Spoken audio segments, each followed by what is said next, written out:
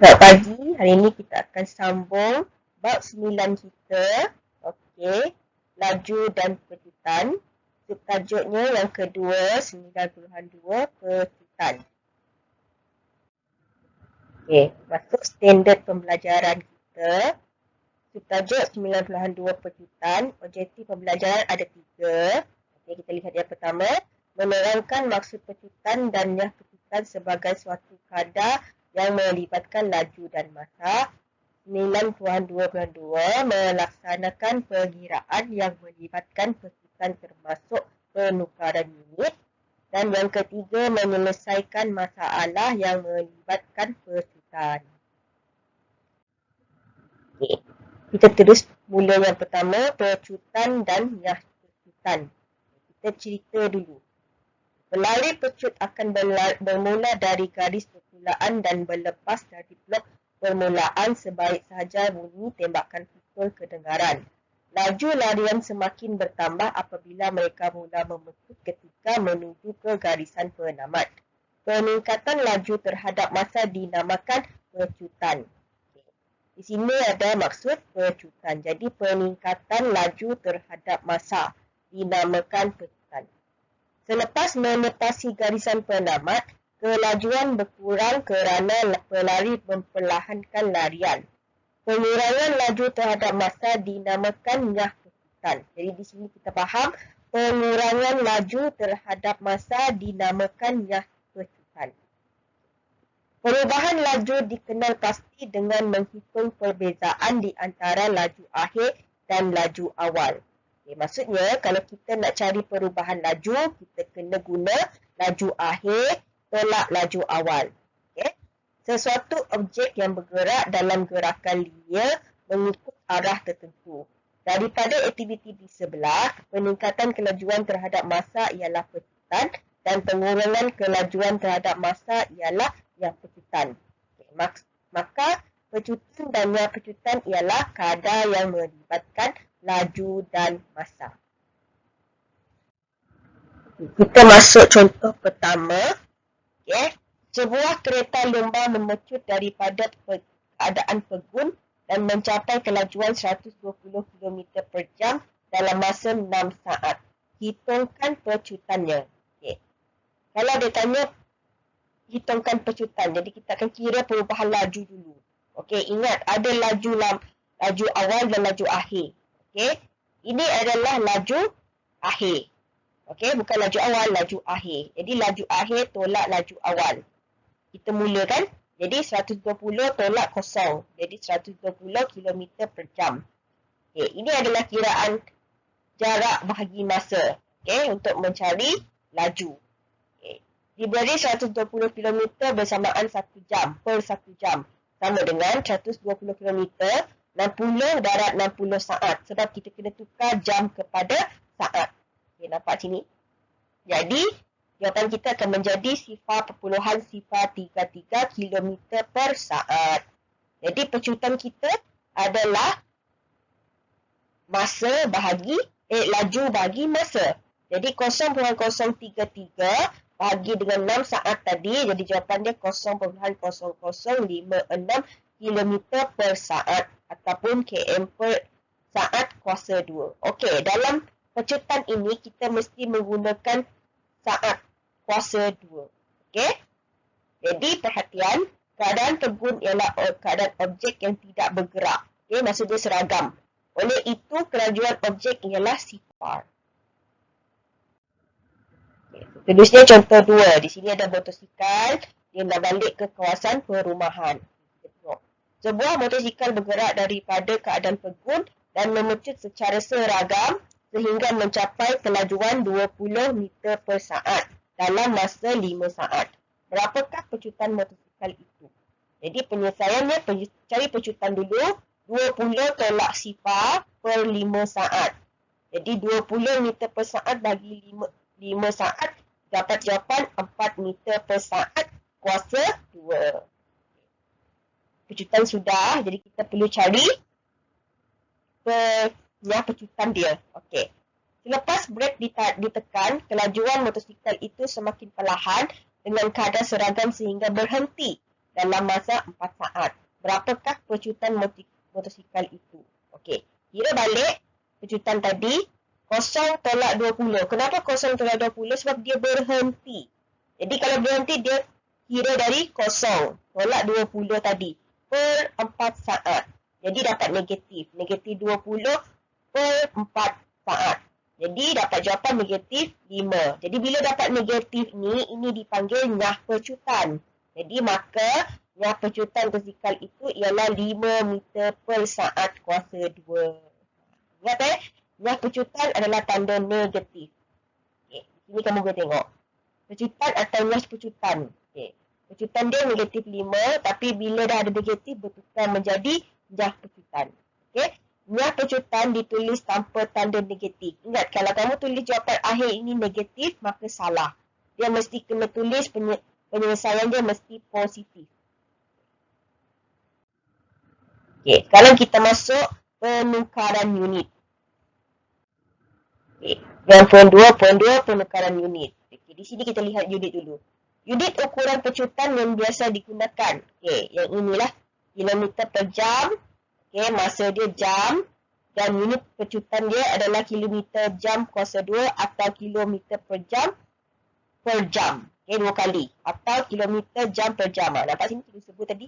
Okay, kalau satu lagi meter per saat, masa dia dalam saat ataupun tulis meter per saat kuasa 2 atau meter per saat 2 kali. Okay.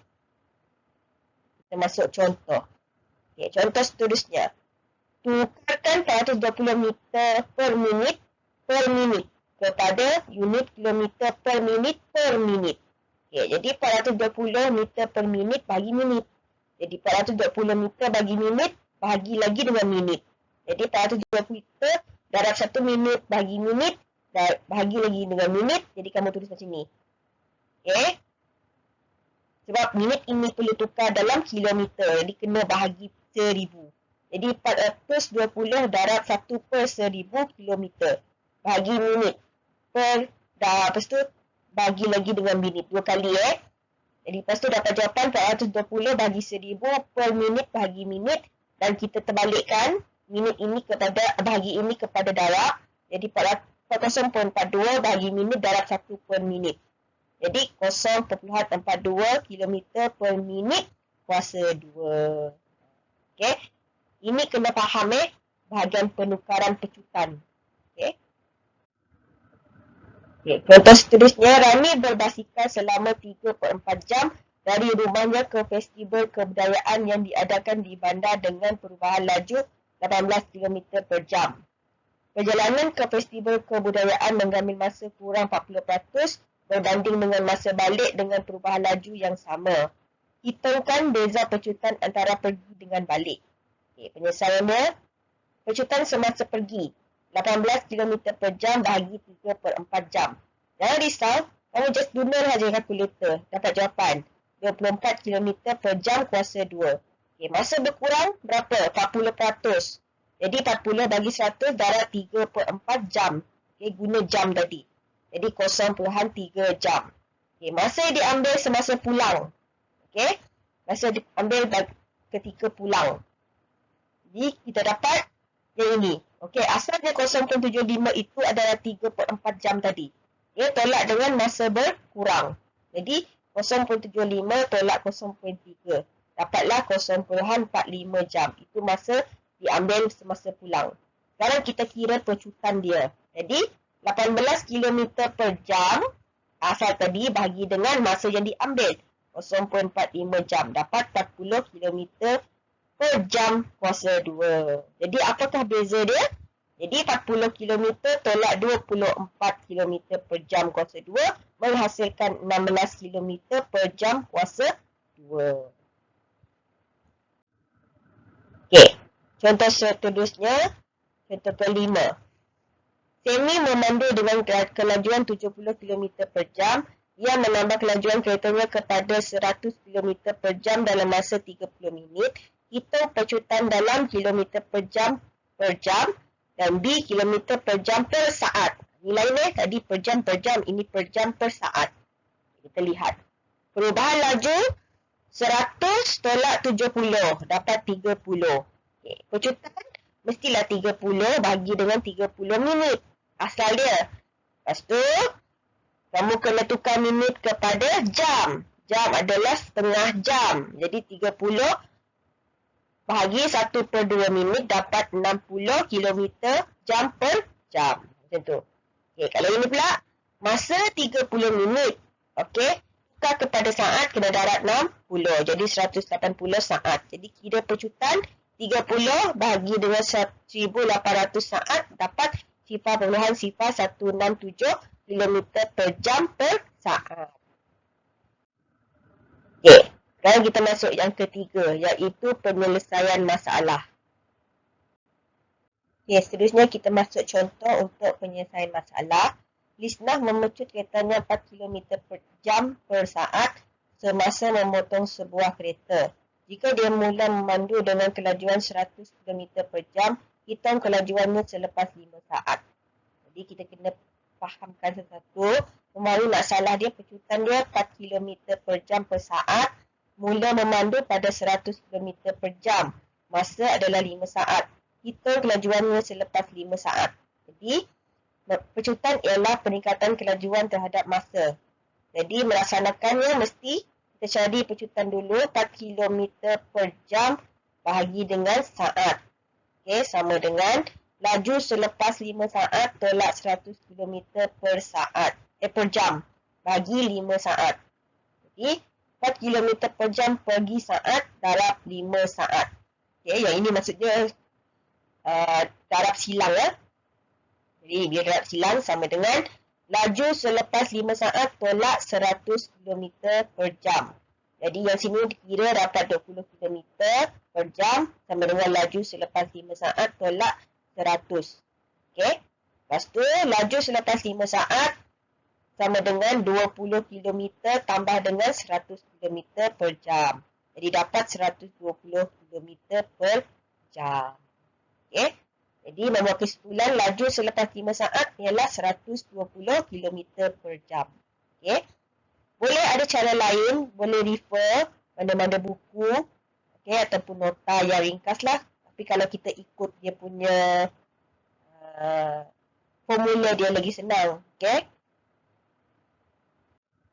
Seterusnya, sebuah motosikal yang sedang bergerak pada kelajuan 40 km per jam memperlahankan kelajuannya sebanyak 20 km daripada kelajuan awal dalam masa 40 saat. Hitung percutan. Jadi, mula bergerak 40 km per jam, pengurangan kelajuan 20% selepas 40 saat, hitung percutannya. Okey. Okay, kalau biasanya pengurangan laju, mesti kita cari apa percutan. Okay, kita kira. Laju selepas 40 saat sama dengan 80 bagi 100. Okey, darab 40.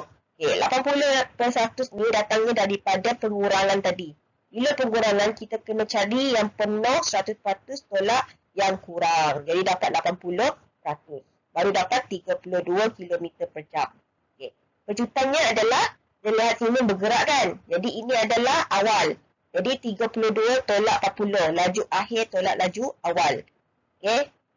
Bahagi dengan 40 saat. Yang masa diberi 40 saat. Jadi dapat negatif betul. Jadi dapat 0.2 km per jam per saat. Jadi jawapan kita adalah nyah percutan. 0.2 km jam per saat. Jadi kesimpulannya, percutan motosikal ialah negatif 0.2 km per jam per saat. Iaitu motosikal mengalami pengurangan kelajuan.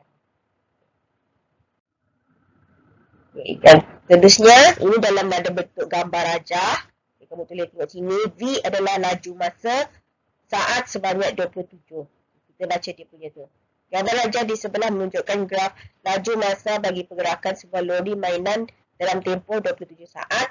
Yang percutan bagi lori mainan itu ialah 0.741 meter per saat. Jadi, pertama, hitung laju, iaitu V. Okay, dalam meter per saat. Kedua, hitung jarak pergerakan lori mainan itu selepas 2.2 saat. Okey, kita mula.